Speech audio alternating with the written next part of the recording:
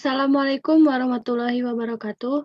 Perkenalkan, kami dari kelompok 9 akan menjelaskan mengenai peran dan fungsi masjid kampus dalam pengembangan budaya Islam. Mata kuliah PAI kami dibina oleh Bapak Abdul Aziz. Kami dari kelompok 9, nama saya Devi Permatasari dari Teknik Elektro dengan NIM 5311420055 dan teman saya Nama saya Habib Tarik Ahad dari jurusan Teknik Elektro dengan NIM 5311420068. Nama saya Nafadinata Zulkarnain, asal dari jurusan Psikologi, NIM 151142012. Saya Rena Amalia dari Pendidikan IPA dengan NIM 40014200003.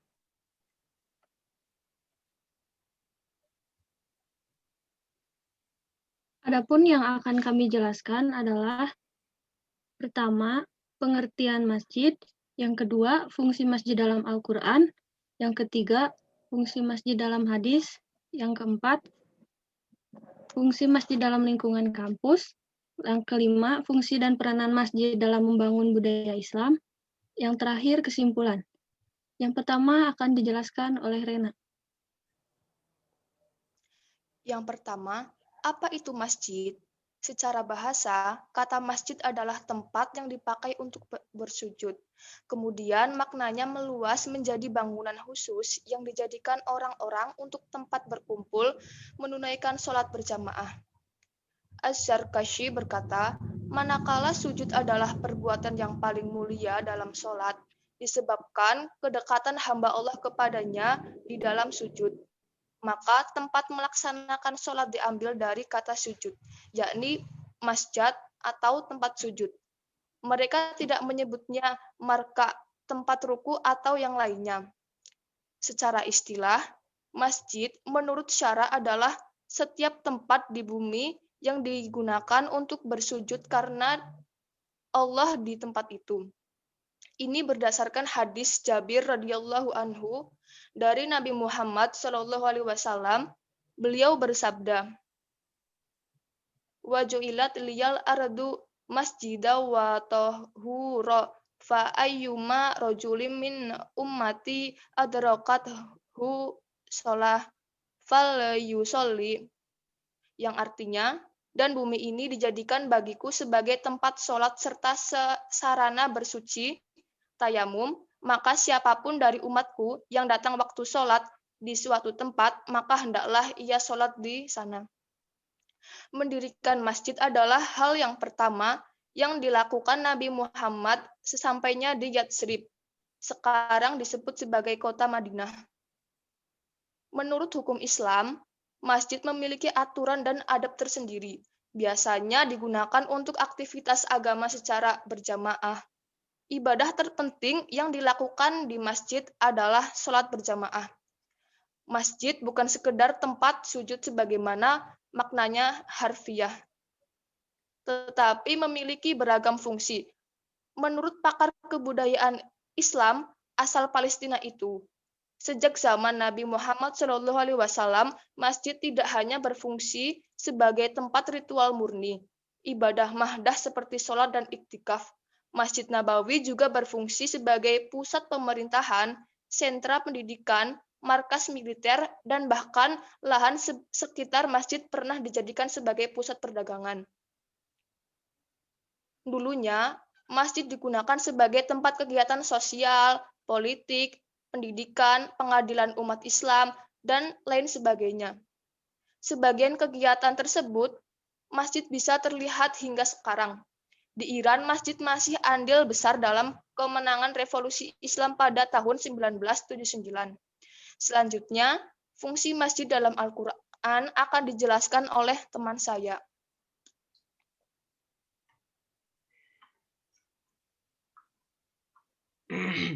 Fungsi masjid dalam Al-Quran.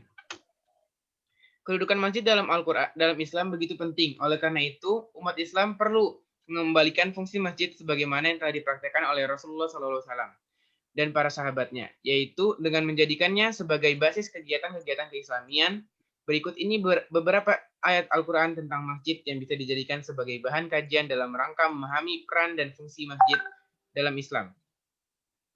Quran Surat Al-Baqarah ayat 125. Bismillahirrahmanirrahim. Wa idh ja'alna baita masabatan lin-nasi wa amna wa attakhidhu minam maqami Ibrahim musalla wa ahidna ila Ibrahim wa Ismail an tahhira baiti lit-ta'ifina wal-akifin war-ruk'is sujud. Yang artinya, dan ingatlah ketika kami menjadikan rumah Ka'bah sebagai tempat berkumpul dan tempat yang aman bagi manusia, dan jadikanlah makam Ibrahim itu tempat sholat, dan telah kami perintahkan kepada Ibrahim dan Ismail, bersihkanlah rumahku untuk orang-orang yang tawaf, orang-orang yang itikaf, orang-orang yang ruku dan sujud. Quran Surat Al-Baqarah ayat 125. Dan pada ayat Quran Surat Al-A'raf ayat 31. Bismillahirrahmanirrahim.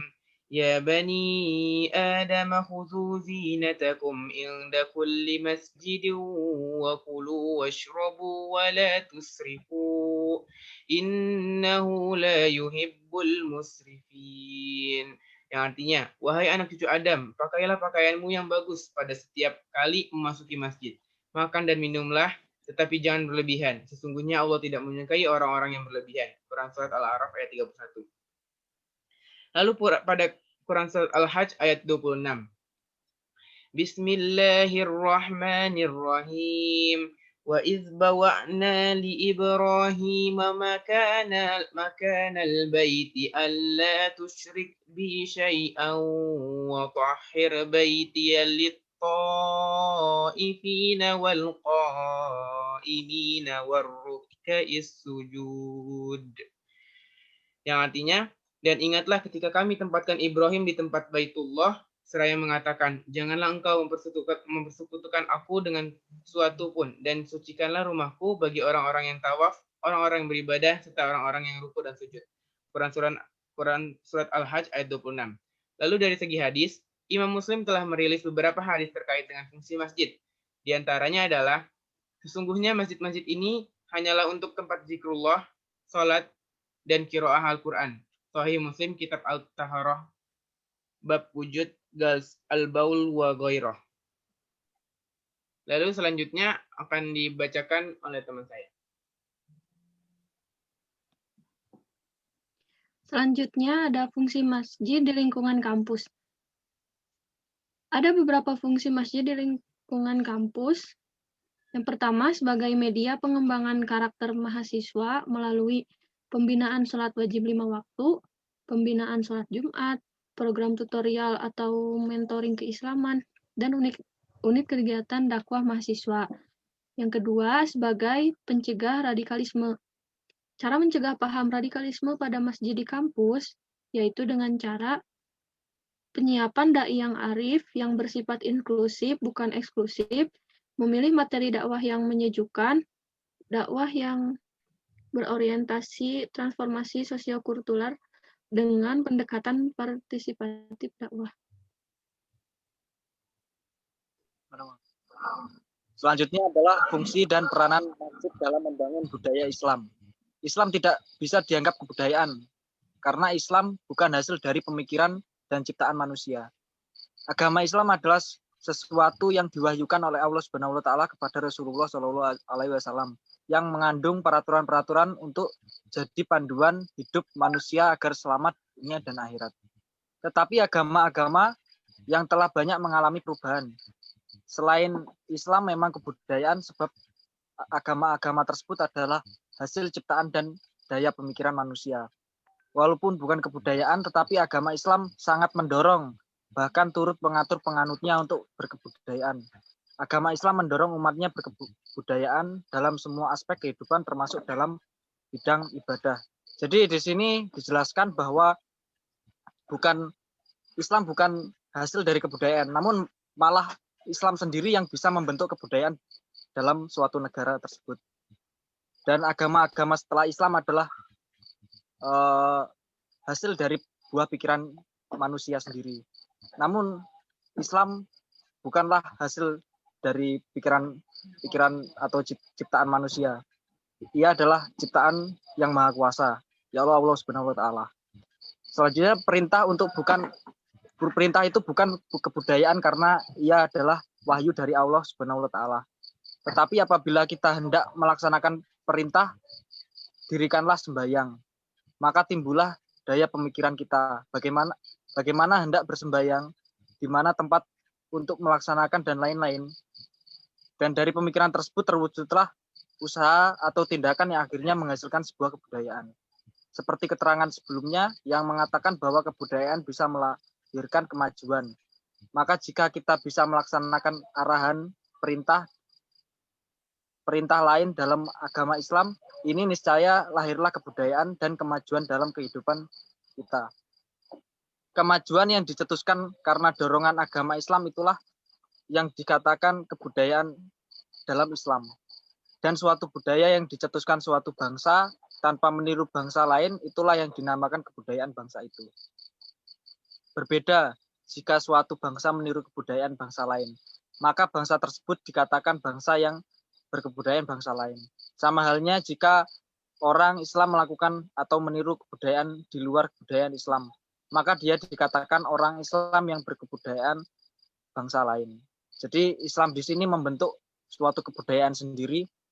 Misal Islam di Aceh, kebudayaan di Aceh itu latar belakangnya dari adanya Islam. Terus di Banten misalnya, di Jogja, bahkan di daerah-daerah lain itu kebudayaan dalam daerah-daerah tersebut dibentuk oleh Islam sendiri, bukan Islam yang dibentuk dari kebudayaan-kebudayaan tersebut. Terkecuali dari agama-agama lain yang setelah Islam itu memang buah pikiran dari manusia itu sendiri, bukan dari yang maha kuasa. Itu dari buah pikiran seperti agama-agama lain, kepercayaan yang baru-baru yang muncul ini adalah contoh dari kebudayaan dari pemikiran manusia. Namun untuk Islam sendiri ini adalah kebudayaan yang murni dari Tuhan Yang Maha Esa, Allah Subhanahu wa taala. Jadi tidak bisa dibenarkan jika Islam adalah dibentuk dari suatu pemikiran manusia atau kebudayaan. Namun Islam sendiri bahkan bisa membentuk kebudayaan di suatu daerah atau di suatu negara. Next. Ya, kesimpulannya, masjid mempunyai dua arti, yaitu arti umum dan arti khusus. Dalam arti umum, masjid adalah semua tempat yang digunakan untuk sujud, sedangkan dalam arti khusus, masjid adalah tempat yang dibangun khusus untuk menjalankan ibadah, terutama sholat berjamaah. Masjid mempunyai banyak fungsi, diantaranya yaitu sebagai tempat menjalankan ibadah sholat, sebagai tempat musyawarah, dan sebagai tempat pengaduan masyarakat dalam menuntut keadilan. Masjid-masjid yang terdapat di dalam kampus ini akan menjadi tempat yang sangat bermanfaat bagi seluruh elemen kampus, terutama para mahasiswa yang memang penerus dan agen perubahan bagi dunia. Mahasiswa yang akan menjadi agen perubahan ini harus ditempa dengan akhlak dan pengetahuan yang matang tentang akidah dan akhlaknya, agar menjadi contoh dan menjadikan perubahan yang benar-benar positif bagi dirinya, temannya, dan sekitarnya. Sekian yang dapat kami sampaikan. Kurang lebihnya mohon maaf. Billahi taufik wal hidayah. Wassalamualaikum warahmatullahi wabarakatuh. Waalaikumsalam warahmatullahi wabarakatuh.